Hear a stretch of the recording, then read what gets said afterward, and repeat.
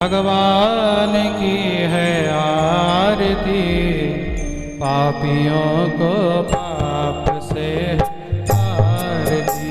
श्री भागवत भगवान की है आरती, पापियों को पाप से है आरती। ये अमर ग्रंथ, ये मोक्ति पंथ, ये पंचम वेद निराला, नव ज्योति जगाने वाला।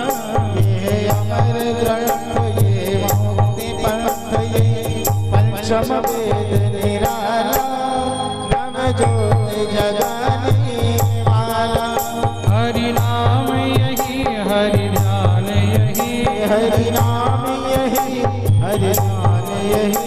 जग के मंगल की आरती, पापियों को पाप से आरती। श्री भागवत भगवान की है आरती, पापियों को पाप से आरती। ये शांति गीत पावन पुनीत, पापों को मिटाने वाला, बिगड़ी को बनाने वाला। यह शांति गीत पावन पुनीत, पापों को मिटाने वाला, हरि दर्श कराने वाला। ये सुख करनी, ये दुख हरणी, ये सुख करनी, यह दुख हरनी। श्री मधुसूदन की आरती, पापियों को पाप से आरती। श्री भागवत भगवान की है आरती, पापियों को पाप से है आरती। ये मधुर बोल जग बंद खोल, सन्मार्ग दिखाने वाला, बिगड़ी को बनाने वाला। ये मधुर बोल जग बंद खोल, सन्मार्ग दिखाने वाला, बिगड़ी को बनाने वाला। श्री राम यही, घनश्याम यही, श्री राम यही, घनश्याम यही। श्री राम यही, घनश्याम यही, श्री राम यही, घनश्याम यही। प्रभु के महिमा की आरती, पापियों को पाप से आरती। श्री भागवत भगवान की है आरती, पापियों को पाप से है आरती। श्री भागवत भगवान की है आरती, पापियों को पाप से है आरती। पापियों को पाप से है आरती। आरतिक्याम समर्पयामि जलेन शीतलीकरणं पुष्पै देवाभिवन्दनम्। ओम द्योः शान्तिरन्तरिक्षगुं शान्तिः, पृथिवी शान्तिरापः शान्तिरोगदयः, शान्तिः वनस्पतयः, शान्तिर्विश्वे देवाः, शान्तिर्ब्रह्म शान्तिः, सर्वगुं शान्तिः, शान्तिरेव शान्तिः, सामा शान्तिरेधि। हस्ते पुष्पं गृहीत्वा मन्त्रपुष्पाञ्जलिं सर्वै देवाभिवन्दनम्।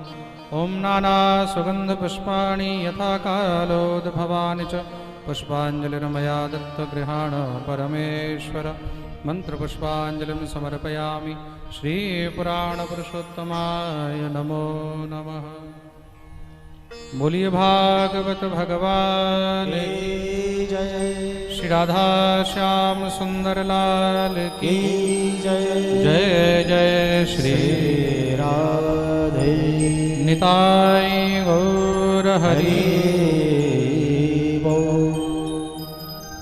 स्वस्ति श्रीमन्महागणाधिपतये नमः। ॐ श्री सरस्वत्यै नमः। अस्मद् श्री गुरुचरणकमलेभ्यो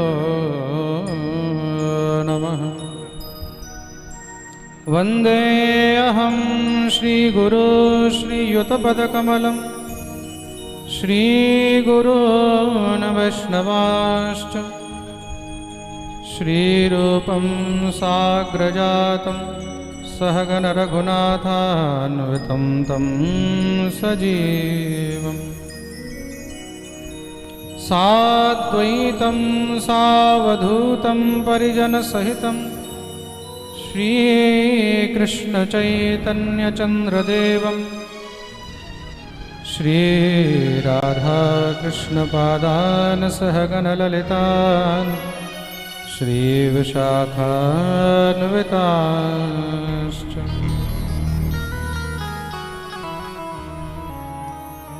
ध्येयं सदा परिभवग्नमभीष्टदोहं तीर्थास्पदम् श्रीकृष्णचैतन्य प्रभुनित्यानन्द श्री अद्वैत गदाधर श्रीवासादि गौरभक्तवृन्द। हरे कृष्ण कृष्ण कृष्ण हरे हरे, हरे राम राम राम हरे हरे। जय जय श्री राधारमण, जय जय नवल किशोर, जय गोपी चितचोर प्रभु, जय जय माखन चोर। बोलिए भक्तवत्सल भगवान की जय। जय जय श्री राधे निताई गौर हरि।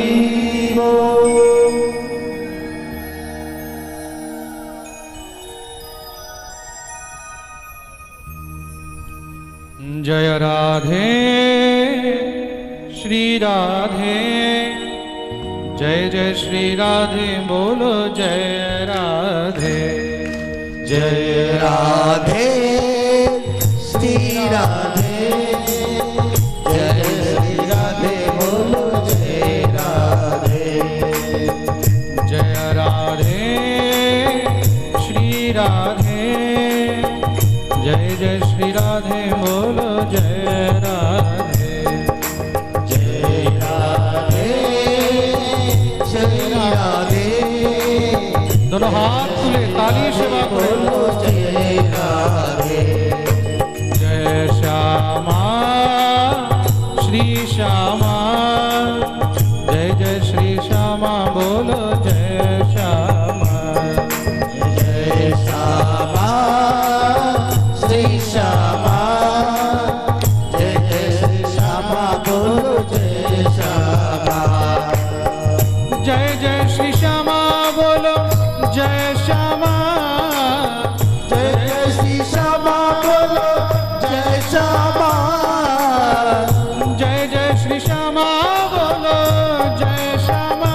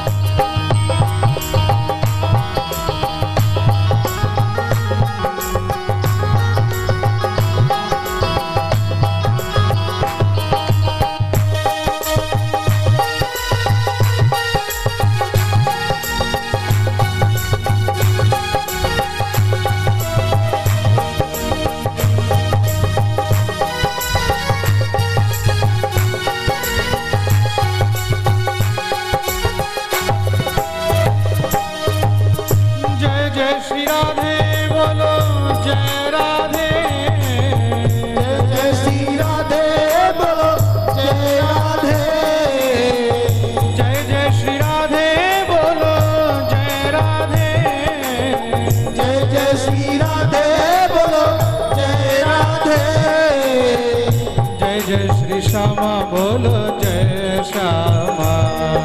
जय जय श्री श्यामा बोलो जय श्यामा। जय कृष्णा श्री कृष्णा, जय जय श्री कृष्णा बोलो जय कृष्णा। जय कृष्णा श्री कृष्णा, जय जय श्री कृष्णा बोलो जय कृष्णा। जय राधे बोलो जय राधे, जय राधे बोलो जय राधे। जय जय श्री राधे बोलो जय राधे। जय जय श्री राधे बोलो जय राधे। जय कृष्णा श्री कृष्णा, श्री राधे। जय जय श्री कृष्णा बोलो जय कृष्णा। जय कृष्णा जय कृष्णा, जय जय कृष्णा बोलो जय कृष्णा। जय राधे श्री राधे, जय जय श्री राधे बोलो जय राधे। जय राधे श्री राधे, जय जय श्री राधे राधे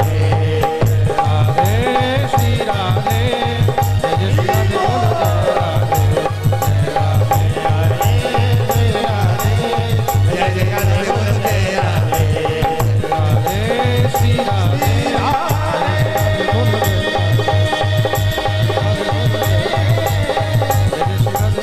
राधे।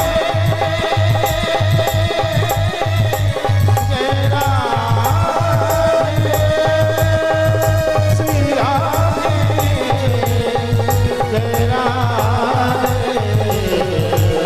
जय राधे। श्री राधे।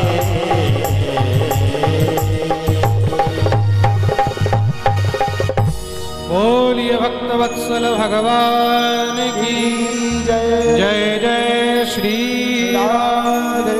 निताई गौर हरि।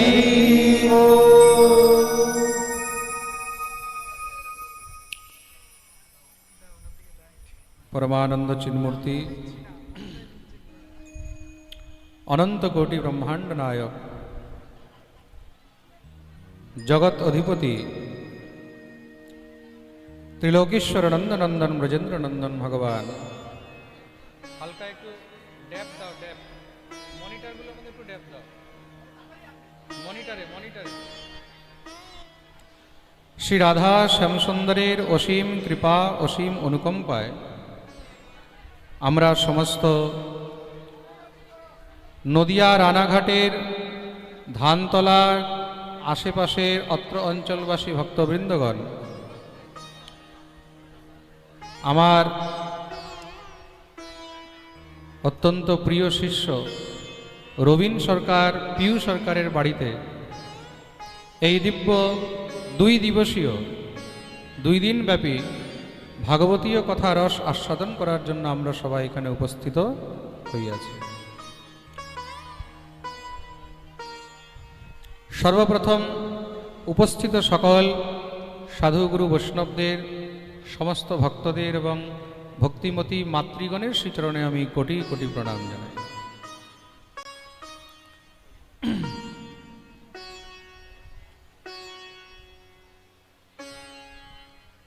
বিগত কালকে আমরা ভগবানের দিব্য অনন্যতম শ্রীমদ্ ভাগবতের অন্তর্গত মহারাজ যদু এবং অবধূত সংবাদ শ্রবণ করছিলাম। ভগবান শ্রীকৃষ্ণ উদ্ধবকে উপদেশ দিচ্ছেন। ভগবান শ্রীকৃষ্ণ উদ্ধবকে উপদেশ দিয়েছেন কিসের? সাংখ্যযোগ। খুব মন দিয়ে শুনবে, কিসের উপদেশ দিয়েছেন? সাংখ্যযোগ, ভক্তিযোগ, জ্ঞানযোগ, কর্মযোগ, সন্ন্যাস যোগ, যা যা গীতায় অর্জুনকে দিয়েছেন। অর্জুনকে দিয়েছিলেন 100 mg ট্যাবলেট। কত দিয়েছিলেন? 100 mg। বুঝেছ ডাক্তার? কত দিয়েছিল? 100 mg। অর্জুনের ক্যাপাসিটি 100 এমজিরই ছিল। আর যার যতটা ক্যাপাসিটি আছে সেই রুগীকে ততটাই ওষুধ দেওয়া উচিত। বেশি দিলে কি হবে? অ্যাকশনের জায়গায় রিয়াকশন হয়ে যাবে, তখন ডাক্তারের নামে কমপ্লেন হয়ে যাবে। প্রেম সে বলো। রবিন আবার ডাক্তার তো।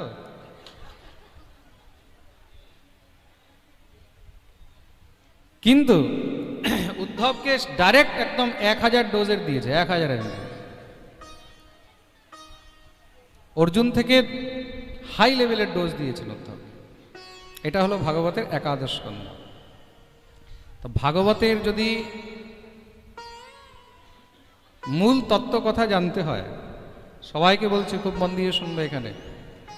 এখানে আমি দেখছি যতজন শ্রোতা বসে রয়েছেন, এই শ্রোতা সাধারণ শ্রোতা নয়, এরা সব ভাগবতীয় শ্রোতা।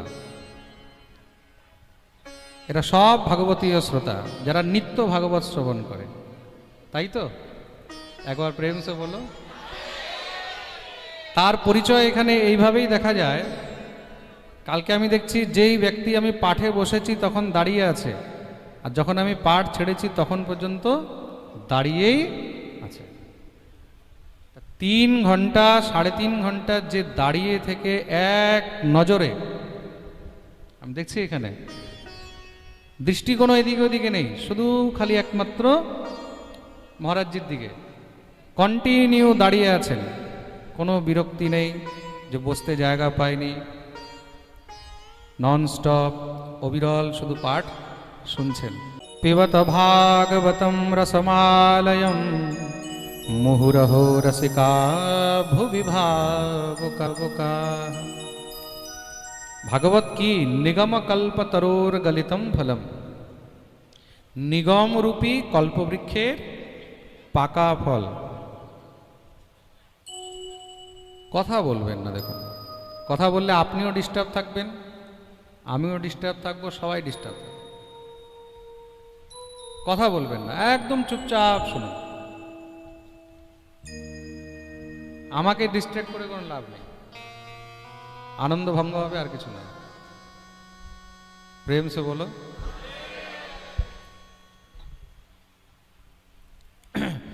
নিগম রূপী কল্পবৃক্ষ। নিগম মানে হলো, নিগম কাকে বলে? নিগম হলো বেদ। নিগম হলো বেদ। দেখি শ্রীমৎ বরাহ পুরাণ, শ্রীমৎ নৃসিংহ পুরাণ,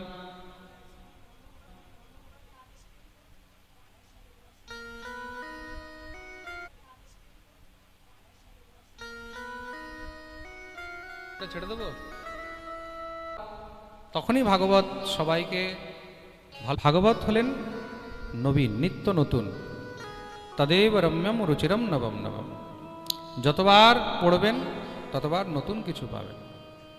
আপনি যদি ভাবলেন যে আমি ভাগবত একবার পড়লাম, 2 বার পড়লাম, 4 বার পড়লাম, 10 বার পড়লাম, তাহলে হয়ে গেল। প্রচুর ছেলেমেয়েরা আমার কাছে আসে, মহারাজজি ভাগবত শিখবো, ভাগবত পড়বো। তা আমি বলি আগে ভাগবতকে ভালো করে পড়ো, আবৃত্তি করো। মহারাজজি ভাগবত পড়ে নিয়েছি, আমাদের ভাগবত পড়া হয়ে গেছে, এবার আপনি কিছু আমাদেরকে করুন। তাই বলে আচ্ছা ঠিক আছে। তাহলে ভাগবতের 2য় স্কন্ধে কত অধ্যায় আছে বলো? মহারাজজি ওটা তো জানি না। ভাগবতের 5ম স্কন্ধায় কত অধ্যায় আছে বলো? মহারাজজি ওটা তো জানি না। ভাগবতের মধ্যে গজেন্দ্র মুখ্য কোন স্কন্ধে আছে বলো তো? মহারাজজি ওটা তো জানি না। ভাগবতের মধ্যে কয়টা গীত আছে বলো তো? মহারাজজি এত কিছু আছে ভাগবতে। 25 বছর ধরে পাঠ করছি, আজ পর্যন্ত আমি বুঝতে পারলাম না যে ভাগবতের মধ্যে কত কিছু আছে। আর যারা ভাবে 6 মাস ভাগবত পড়ে, ইউটিউবে ভাগবত শুনে আমরা ভাগবতের প্রকাণ্ড বিদ্বান হয়ে যাব, তাহলে আর কিছু বলে লাভ নেই। প্রেম সে হলো। তদেব রম্যম রুচিরম নবম নবম। যত শুনবে, যত পড়বে ততই কম। এটা হলো সমুদ্র। আমাদের ব্যাকরণের গুরুদেব বলতেন বিদ্যাবতম ভাগবতে পরীক্ষা।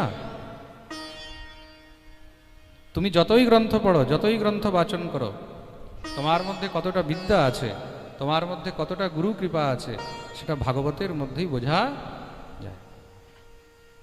তো শ্রীমদেন অলঙ্কৃত,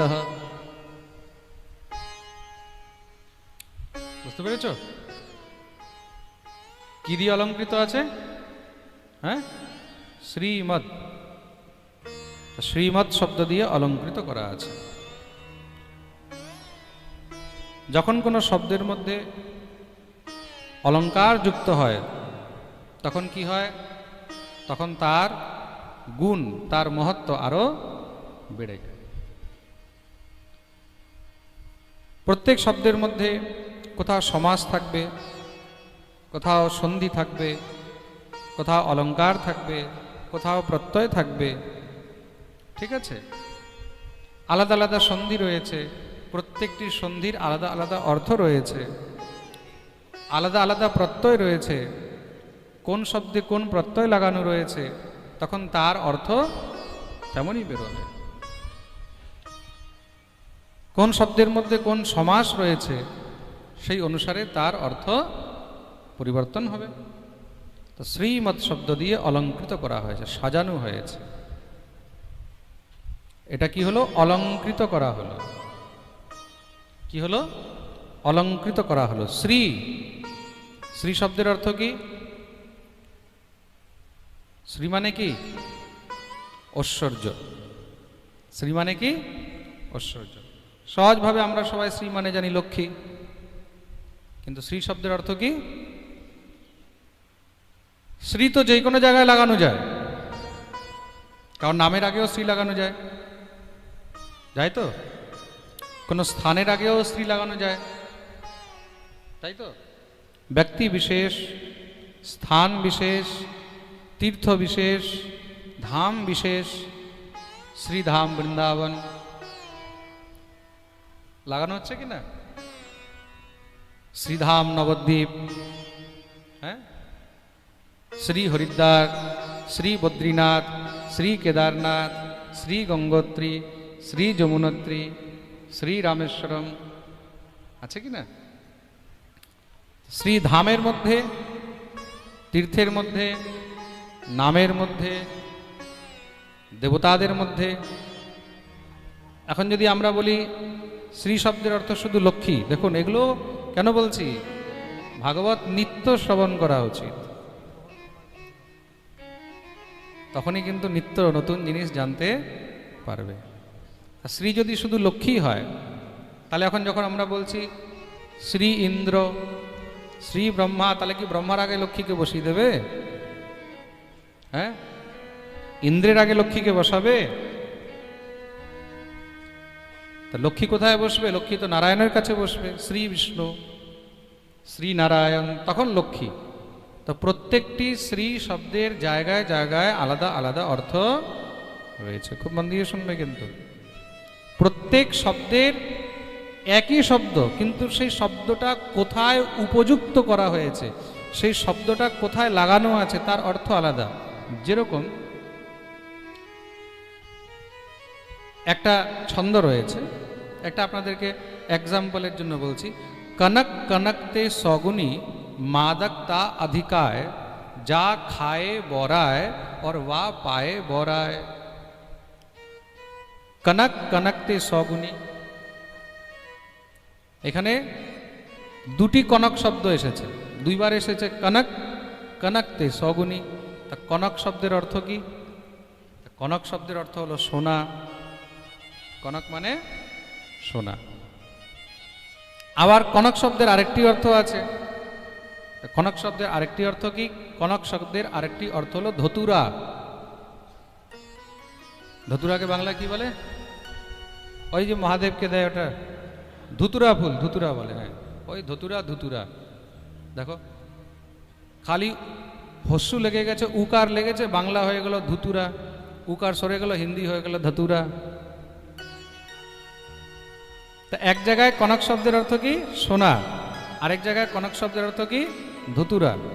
তা কনক কনকতে সগুনি, মাদকতা अधिकाय যা খায় বড়ায় বা পায়ে বড়ায়। কেউ কনক খেয়ে পাগল হয়ে যায়, ধতুরার বীজ খায় না অনেকে, মাথা খারাপ হয়ে যাবে, পাগল হয়ে যাবে। আর কেউ কনক পেয়ে পাগল হয়ে যায়, মানে সোনা মানে অর্থ। হঠাৎ করে কেউ যদি অধনম ধনম প্রাপ্ত, নির্ধন যদি হঠাৎ করে অনেক অর্থ পেয়ে যায়, সম্পত্তি পেয়ে যায়, তখন কি হয়? মাথা খারাপ হয়ে যায়। একই জিনিস, শব্দ একই, কিন্তু তার অর্থ জায়গায় জায়গায় আলাদা হয়। এই জিনিসটা বুঝুন, প্রত্যেকটা শব্দের সব জায়গায় কিন্তু এক অর্থ হয় না। একই ব্যক্তি, সেই ব্যক্তির জায়গায় জায়গায় কিন্তু আলাদা আলাদা ভাব, আলাদা আলাদা মূর্তি হয়ে যাবে। যেমন প্রসঙ্গ চলবে, যেমন কথা চলবে, তেমন তার ভাব হয়ে যাবে, তেমন তার মূর্তি হয়ে যাবে। রাগারাগি হবে, রৌদ্র রস চলে আসবে। আর যখন ভালোবাসার কথা চলবে আর যখনই হিংসার কথা চলবে, সঙ্গে সঙ্গে চেঞ্জ হয়ে যাচ্ছে না? তো মানুষেরই অন্তর, মানুষেরই মুখের ভঙ্গিমা, মানুষেরই সঙ্গে সঙ্গে সমস্ত সব হাবভাব বিষয়বস্তু অনুসারে পরিবর্তন হয়ে যাচ্ছে। তদ্রূপ প্রত্যেকটি শব্দেরও কিন্তু অনেক অর্থ হয়। এটাকে অনেকার্থী শব্দ বলা হয়। কি বলা হয়? অনেকার্থী শব্দ। শ্রী শব্দের অনেক অর্থ রয়েছে, শ্রী শব্দের অনেক অর্থ রয়েছে। কোথায়, কোন জায়গায় শ্রী কিভাবে যুক্ত হয়েছে, সেই শ্রীর অর্থ আলাদা হবে। কোথাও শ্রী শব্দের অর্থ হলো সীতা। যেরকম আপনি যদি মিথিলায় যান, তো মিথিলায় গেলে সেখানে মা সীতাকে শ্রীজি বলে। সবাই কি বলে? শ্রীজি বলে। গোস্বামী তুলসীদাসজি জায়গায় জায়গায় শ্রী সীতাজিকে কিশোরীজি বলেছেন। কি বলেছেন? আর আমাদের বৃন্দাবনে কিশোরীজি কাকে বলে?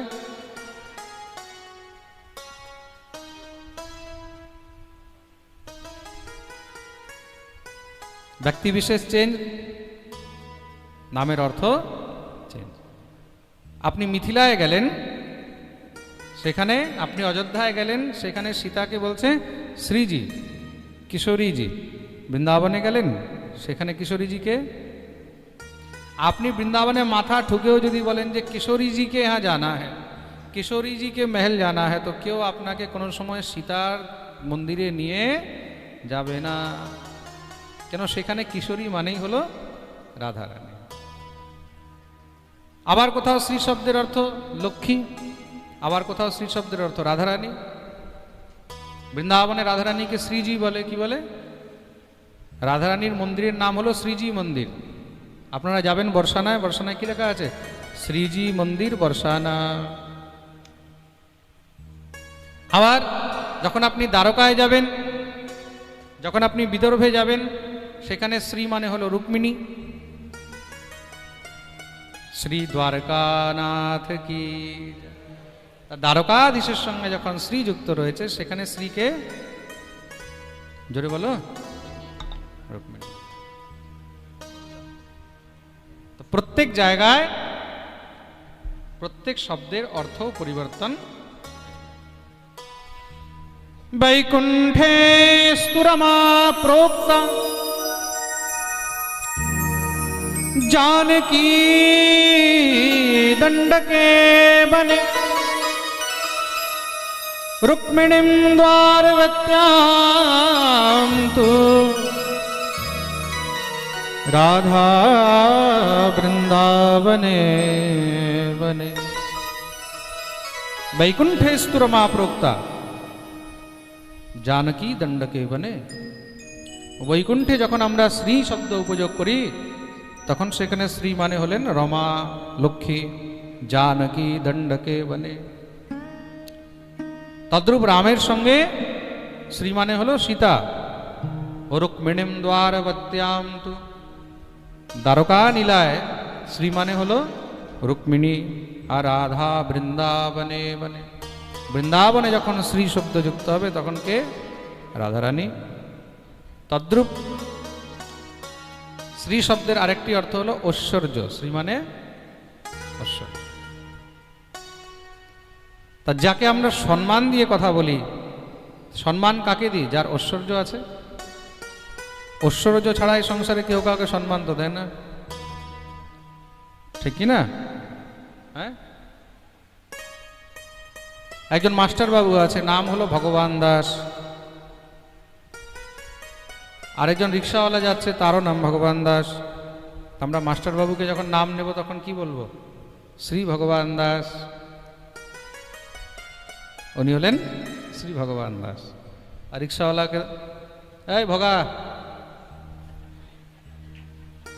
তাই তো? হ্যাঁ, পয়সাওয়ালা হলে জগন্নাথ, আর গরিব হলে জগা।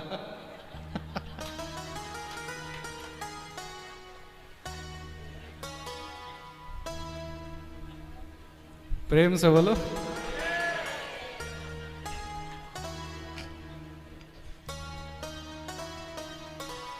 এটাই বাস্তবিকতা, তাই তো?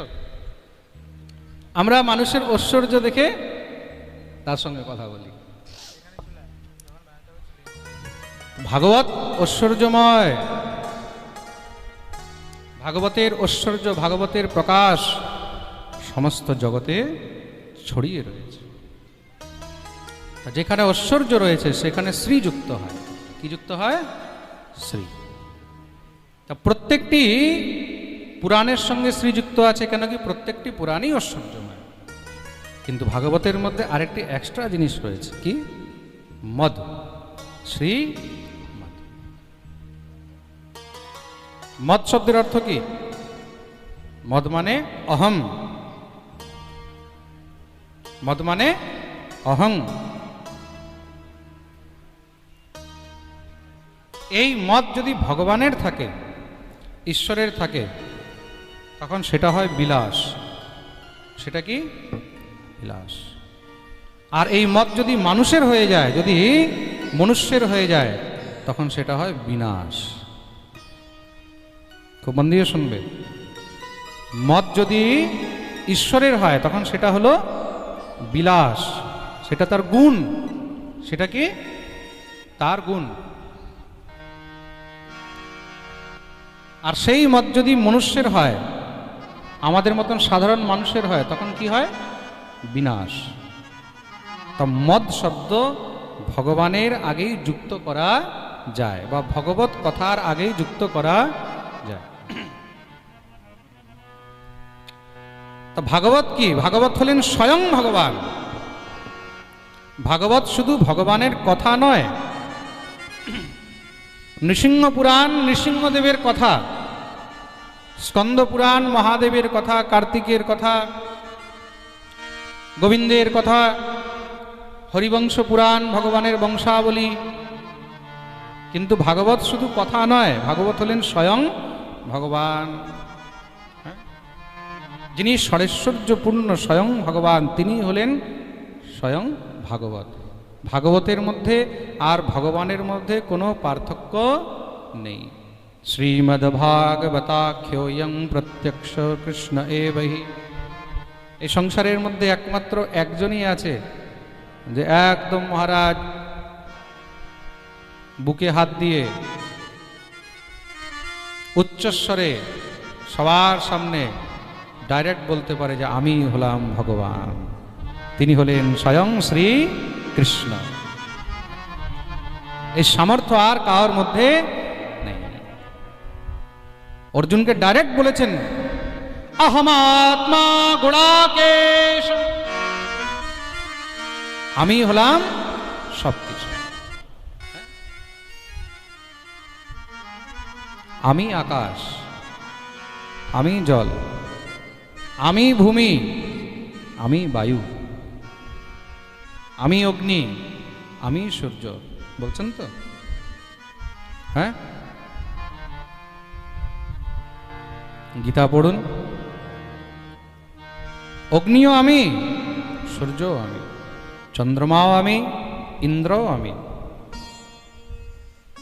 পশুও আমি, পক্ষীও আমি, নরও আমি, বানরও আমি, দেবও আমি, দানবও আমি, যক্ষও আমি, রাক্ষসও আমি, কিন্নরও আমি। কেউ বলতে পারবে? এই হলেন স্বয়ং শ্রী কৃষ্ণ। তার মধ্যে অহং আছে, কি আছে? অহং। আর সেই অহংটা একমাত্র তাকেই মানায়, তার জন্যই এই মদ তার নামের আগে যুক্ত করা হয়েছে। প্রেম সে বলো শ্রীমদেন অলঙ্কৃত। তার জন্য ভাগবতকে শ্রীমদ শব্দ দিয়ে অলঙ্কৃত করা হয়েছে। কেন? তিনি হলেন শ্রেষ্ঠ।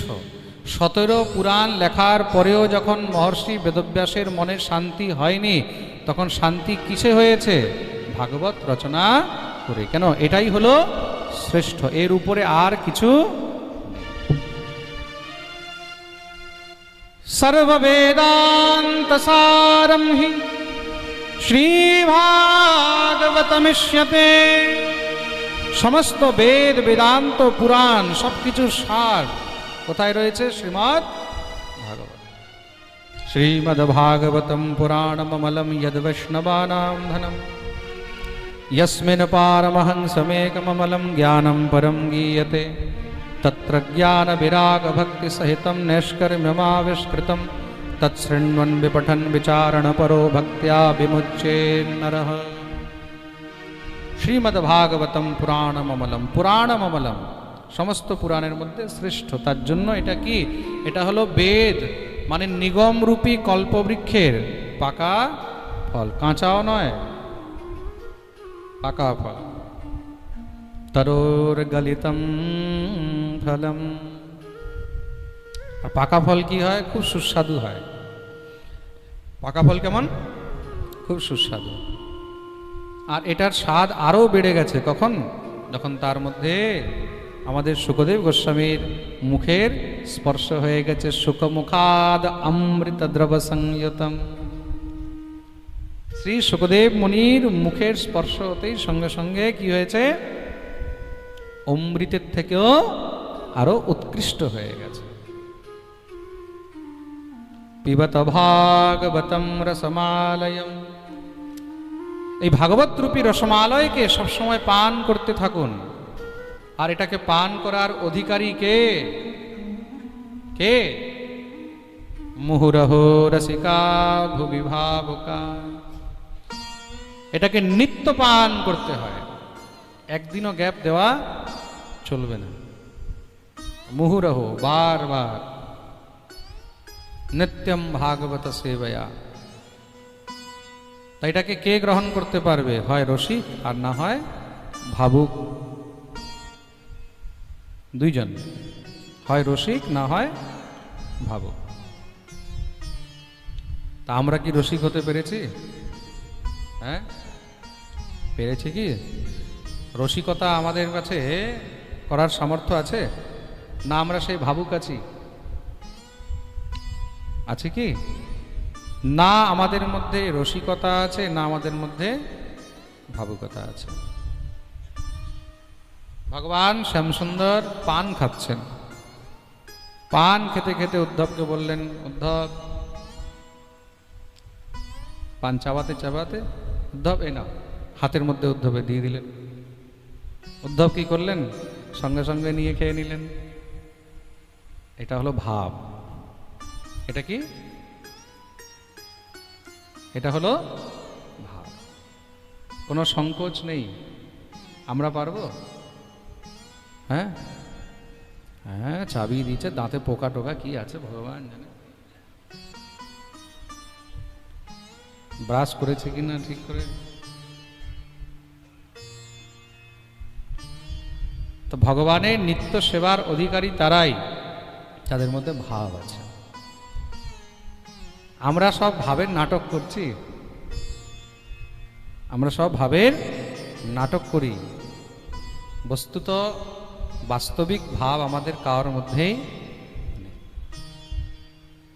ভাব ক্রিয়ার বস্তু, ভাব প্রদর্শনের বস্তু নয়। বুঝতে পেরেছ? ভাব ক্রিয়ার বস্তু, কার্যকর হবে, মানুষকে দেখাবার জন্য নয়। তা একমাত্র ভাবুক আর না হয় রসিক। তা ভাবুক হলেন কে? উদ্ধব। আর রসিক হলেন কে? রসিক হলেন ব্রজগোপীগণ। রসিককে ব্রজগোপীগণ। ব্রজগোপীগণ রসিক বলে তারা রসসমুদ্রের সঙ্গে দিব্য রাসের আনন্দ পেয়েছেন। কেন কি তারা রসিক। তো ভগবানকে গালিও দিচ্ছে তো। ভ্রমর গীতে আপনারা দেখুন, মধুপকেত বন্ধু মাস প্রসাংগ্রিম সপত্ন্যা কুচ বিললিত মালা কুঙ্কুমশ্মশ্রুবীর্ণ। ভগবতী শ্রী রাধারানী ভ্রমরকে বলছেন, এই তুমি আমাকে স্পর্শ করবে না। কেন বলে, তুইও কালো আর তোর কৃষ্ণও কালো। ভগবানকে এইভাবে মহারাজ বলছেন। সেই সামর্থ্য রয়েছে কার মধ্যে? রাধারানীর মধ্যে। কেন? সেই রাধারানী হলেন রসিকেশ্বরী। রাধারানীকে শ্রী রাধা রসিকেশ্বরী রসিকেশ্বর ঘনশ্যাম करहु निरंतर वास में श्री বৃন্দাবন ধাম। আর বৃন্দাবন হলো রসিকদের ভূমি। কার ভূমি? হ্যাঁ, রসিকদের ভূমি। পৃথিবীর মধ্যে একমাত্র রসিকদের ভূমি হলো শ্রীধাম বৃন্দাবন, রসভূমি। অযোধ্যা রসিকের ভূমি নয়, কাশী রসিকদের ভূমি নয়। কাশী হলো জ্ঞানীদের ভূমি, অযোধ্যা হলো ভাবুকদের ভূমি।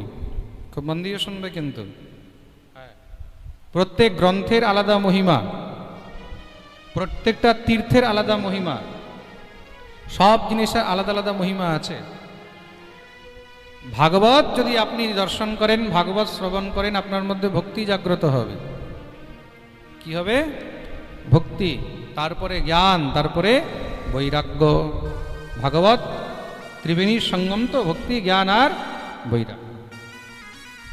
তো ভক্তি, জ্ঞান, বৈরাগ্য পেতে হলে ভাগবত শ্রবণ করতে হবে। আর জীবনের যদি কর্তব্য বুঝতে হয়, জীবনে মানুষের কর্তব্য কি, তাহলে তাকে রামায়ণ পড়তে হবে। কি পড়তে হবে? রাম কথা শুনতে হবে, রামায়ণ পড়তে হবে, কর্তব্য। আর মনুষ্যের দায়িত্ব কি, যদি দায়িত্ব জানতে হয় তাহলে তাকে মহাভারত পড়তে হবে। বুঝতে পেরেছেন তো? আচ্ছা, অনেক মানুষ তো এটাই জানে না যে কর্তব্য আর দায়িত্বের মধ্যে পার্থক্য কি। মানুষ তো কর্তব্য আর দায়িত্বকে একই মনে করে। কর্তব্য আলাদা আর দায়িত্ব আলাদা। খুব মন দিয়ে শুনবে। কর্তব্য আলাদা আর দায়িত্ব। এখন ভাবছে সবাই, মহারাজজি কর্তব্য তাহলে কি আর দায়িত্ব তাহলে কি? বলবো? তাহলে একবার প্রেম সে বলো। আরে বলো না,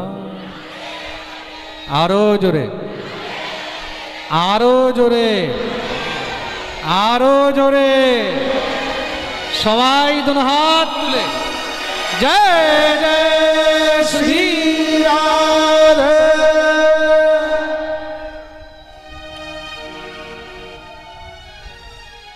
খুব ভালো করে জেনে রাখো, যারা লাইভ শুনছেন তারাও ভালো করে জেনে রাখবেন।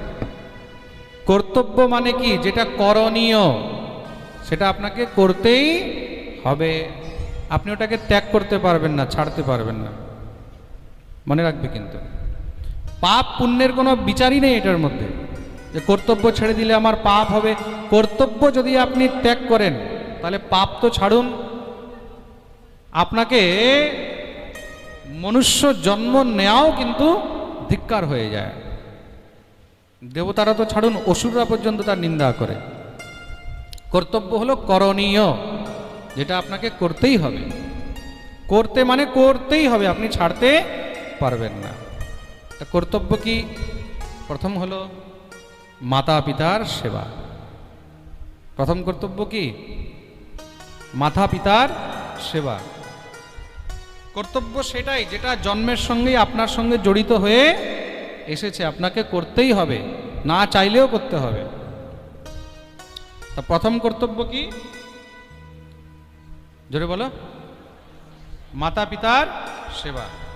আপনি যদি নিজের কর্তব্য পরিত্যাগ করলেন, মানে মাতা পিতার সেবা করছেন না, এবার আপনি 100 বছর তীর্থ করুন, 100 জন্ম পর্যন্ত দান করুন, খুব দুর্গা পূজা করুন, খুব কালী পুজো করুন, খুব ভাগবত পাঠের আয়োজন করুন, আপনার সব কিছু বিফল, বৃথা। কর্তব্য ত্যাগ করা যায় না। দ্বিতীয় কর্তব্য কি? তো মন দিয়ে শুনবে কিন্তু, ভগবত ভজন। দ্বিতীয় কর্তব্য কি? ভগবত ভজন। আপনি যেই পরিস্থিতিতেই থাকুন, আপনাকে ভগবানের আশ্রয় নিয়েই থাকতে হবে। ভগবত আশ্রয় ত্যাগ করা। তৃতীয় কর্তব্য কি? তীর্থ দর্শন, দান। খুব মন দিয়ে শুনবে, তীর্থ সেবন, দান, তর্পণ, এগুলো হলো তৃতীয় কর্তব্য। এগুলো আপনার জন্মের সঙ্গে আপনার ফিক্স হয়ে এসেছে, কিন্তু আপনাকে করতেই হবে। তীর্থ দর্শন, দান, পিতৃপুরুষের নিমিত্তে তর্পণ, দেবতাদের নিমিত্তে দেব দর্শন, দান, তীর্থ। কেন কি জন্মের সঙ্গে আমাদের সঙ্গে এই ঋণগুলো যুক্ত থাকে। দেব ঋণ, ঋষি ঋণ, পিতৃ ঋণ। এইগুলোকে ঋণ মুক্ত হতে গেলে আমাদেরকে কর্তব্য পালন করতেই হবে, না হলে তুমি এই ঋণ থেকে কখনো মুক্ত হবে না। মাতৃ ঋণ, পিতৃ ঋণ। এবার আসো দায়িত্ব। দায়িত্ব কি? দায়িত্ব যেটা আমরা নিয়েছি, কর্তব্য যেটা আমাদের সঙ্গে এসেছে, আর দায়িত্ব যেটা আমরা নিয়েছি। তো মাতা পিতা ছিল কর্তব্য, আর তুমি বিয়ে করেছো, এবার তুমি বউ এনেছো ঘরে, তো বউকে তোমার, জোরে বলো, আমার এতক্ষণ বোঝানো সব বেকার।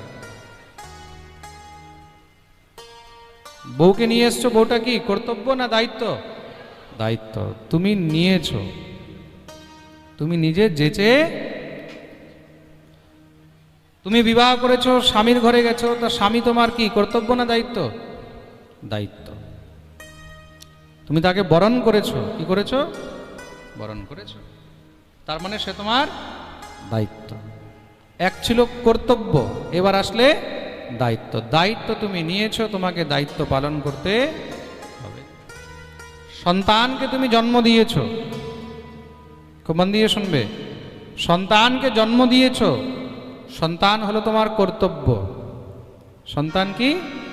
কর্তব্য। মনে রাখবে, সন্তান দায়িত্ব নয়, সন্তান তোমার কর্তব্য। তাকে তোমাকে পালন পোষণ করতেই, পালন পোষণ করতেই, পালন পোষণ করলে, লালন পালন করলে সে বড় হয়ে গেল, তুমি নিজের কর্তব্য থেকে মুক্ত হয়ে গেলে। মাতা পিতা দেহ রাখলেন, তাদের তুমি শ্রাদ্ধ শান্তি করলে, কর্তব্য থেকে মুক্ত হয়ে গেল। সন্তান বড় হয়ে গেল, এই কর্তব্য মানুষ তো ছাড়ো, পশু পাখিদেরকেও করতে হয়। কেউ ছাড়তে পারবে এই দায়িত্ব? ছাড়তে পারবে না। প্রেম সে বলো। তুমি গাড়ি কিনেছো, গাড়িকে ঠিক রাখা এটা তোমার দায়িত্ব, কর্তব্য নয়। এটা কি? দায়িত্ব। কর্তব্য আর দায়িত্বের মধ্যে অনেক পার্থক্য রয়েছে। কর্তব্য তোমাকে করতেই হবে, আর দায়িত্ব থেকে তুমি যেই কোনো সময় মুক্ত হতে পারো। স্বামী স্ত্রীর মধ্যে হচ্ছে না, তখন কি করবে? যদি না হয় তখন কি করবে? দায়িত্ব থেকে মুক্ত হয়ে যাবে। সঙ্গে সঙ্গে দেখবে দুজন মিলে চলে গেল কোর্টে, তুমি তোমার রাস্তায়, আমি আমার রাস্তায়। তাই তো? কিন্তু তা বলে তুমি সন্তানকে তো ফেলে দিতে পারবে না। পারবে কি? সন্তানের সঙ্গে ডাইভোর্স হয়? মা বাপের সঙ্গে ডাইভোর্স হয়? হয় না, না। তা যেখানে সম্বন্ধ বিচ্ছেদ হয় সেটা হলো দায়িত্ব, আর যেখানে সম্বন্ধের কোনো বিচ্ছেদ নেই, মৃত্যু পর্যন্ত তোমার সঙ্গে চলবে। এই যে জন্ম নিয়েছো না, এই শরীরের মধ্যে যে পিতৃপুরুষের রক্ত আছে, বাপ মায়ের রক্ত আছে, এটা তুমি ফেলে দিতে পারবে বের করে? যাও, আজ থেকে তোমার কিচ্ছু নেই। তুমি স্বামীকে তো বলতে পারছো তোমার আমার দরকার নেই, তুমি স্ত্রীকে তো বলতে পারছো তোমার দরকার নেই, নিজের মা বাপকে বলতে পারবে তোমার দরকার নেই? তোমার মাতা পিতা যদি বলল ঠিক আছে, তোমার মা যদি বলে 9 মাস তোকে পেটে রেখেছি, তোকে আমি লালন পালন করেছি, তোর শরীরের রক্তের এক একটি ফোঁটা তো আমার, চল বের করে দিয়ে দে সব। বাবা যদি বলে আমি তোকে জন্ম দিয়েছি, আমার ওজ আমার তেজ থেকে তোর জন্ম হয়েছে, তোর অস্থি হাড় মাংস সব তো আমার প্রদত্ত, দিয়ে দে আমাকে, পারবে দিতে?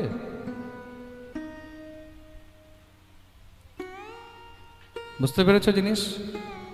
কর্তব্য আর দায়িত্ব অনেক পার্থক্য রয়েছে দুটির মধ্যে। তুমি যদি পাশে নাও থাকো তবুও তোমাকে দূরে থাকলেও কর্তব্য করতেই হবে, করণীয়। এটা কি? করণীয়, কখনো ত্যাগ করা যাবে না। বলিয়ে ভক্তবৎসল ভগবান কি। দায়িত্ব তুমি নিয়েছো, তোমাকে দায়িত্ব পালন করতে হবে। কতদিন পর্যন্ত? বলে যতদিন পর্যন্ত সম্পর্ক ঠিক আছে। সম্পর্ক যদি খারাপ হয়ে যায় তখন তুমি দায়িত্ব থেকেও মুক্ত হতে পারবে। তদ্রূপ এই সংসারের মধ্যে ভগবান আর ভগবৎ সেবা, ভগবৎ সেবা কিন্তু কর্তব্য। ভগবৎ সেবা কি? কর্তব্য, করণীয়, তোমাকে করতেই হবে, তুমি ছাড়তে পারবে না। যেই পরিস্থিতিতেই থাকো না কেন তোমাকে করতেই হবে, এটার মধ্যে কোনো সন্দেহ। তাই ভগবানের কথা, ভাগবতের কথা, এটাকে দুজনই বুঝতে পারে, কে? রসিক আর ভাবুক। রসিক আর ভাবুক। তো ভাবুককে উদ্ধব, রসিককে গোপীগণ। তো ভগবানকে এরাই কিন্তু ভালো করে বুঝতে পেরেছে। আর ভাগবতের মধ্যে রসিককে, ভাগবতের মধ্যে রসিক হলেন শ্রী শুকদেব প্রভু, আর ভাবুককে, ভাবুক হলেন রাজা পরীক্ষিত। এখন আমরা কি, আমরা নিজেকে রসিক ভাবুক মনে করছি, কিন্তু আসলে আমরা রসিকের র নই আর ভাবুকের ভ নই। প্রেম সে বলো। তা আমরা যদি নিজেকে রসিক মনে করি, আমরা যদি নিজেকে ভাবুক মনে করি, তাহলে আমাদের কিন্তু এখানেই পতন হয়ে যাবে। তাহলে কি বলে, আমরা রসিক আর ভাবুক হওয়ার চেষ্টা অবশ্যই করতে পারি। আজ নয় কাল, কাল নয় পরশু, পরশু নয় তরশু, এই জন্মে নয় আরেক জন্মে, তারপরে আরো জন্মে, তারপর আরো জন্মে, জন্ম জন্মান্তরে কখনো গিয়ে তো আমরা সেই যোগ্য হব? কখনো তো করুণাময়ী কৃপা করবে, কখনো তো করুণা নিধান কৃপা করবে, হয়তো আমরা সেই যোগ্য হয়ে উঠতে পারবো। আর তখন যদি আমরা ঠাকুরের সেই দিব্য রসিক তত্ত্ব আর ভাবুক তত্ত্বকে কদাচিৎ বুঝতে পারি। রসিকা ভুবি ভাবুকা, রসিক আর ভাবুকই একমাত্র ভাগবতকে আর ভগবানকে বুঝতে পারবে। তাই ভাগবত হলেন স্বয়ং ভগবান।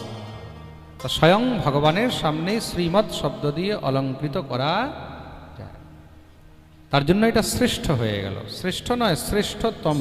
কালকে আমরা শুনছিলাম না, শ্রেষ্ঠতম। তো ভাগবত কি? শ্রেষ্ঠতম। শ্রীমদ্ ভাগবত মহাপুরাণ, শ্রীমদ্ ভাগবতম পুরাণ তিলকম। সমস্ত পুরাণের তিলক মানে একদম মণি, এই হলো।